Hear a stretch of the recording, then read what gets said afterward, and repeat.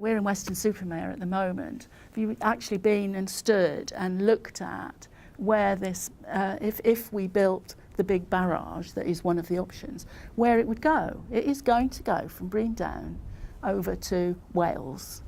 It is huge.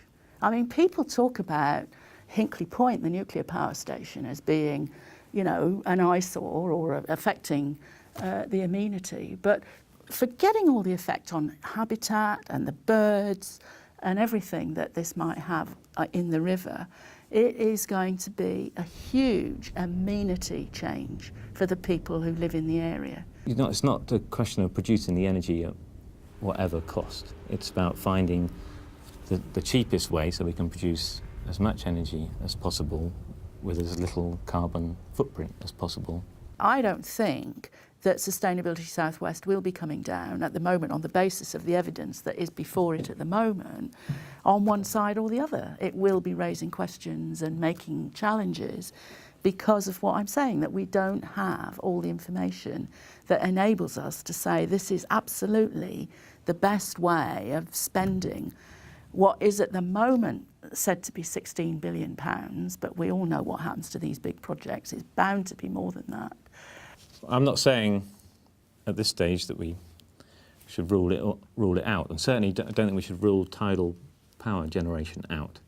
What I'm saying is that if we're looking at this properly and trying to think sustainably, we need to evaluate all the possible ways that we could spend that money, of which some of them probably should be tidal power.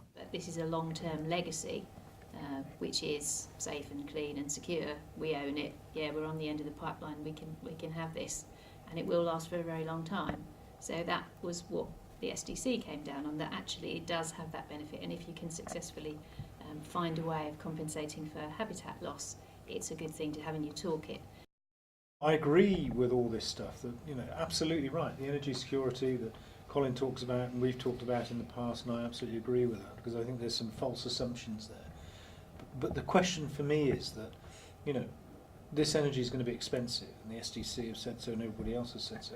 So what are the alternatives, and how can we measure those alternatives against each other to find out, for me to find what is the best option of all those available, which does the least damage to the environment? So you could make an argument that if government has decided that a barrage is going to be built, that would actually count against the fact that it's more expensive. It's a three-dimensional thing as opposed to just a straightforward cost. Well, that goes together. Sorry, Colin. That goes together with one of the other questions we ask on the Shaper, and that's, you know, are we being resource-wise in terms of how we're going to construct this thing?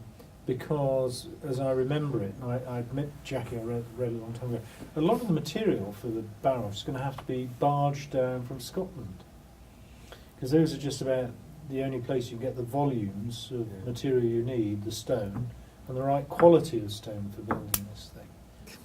My feeling is that this sort of debate could possibly be a bit of a delaying tactic, because it's going to be paid for by future governments.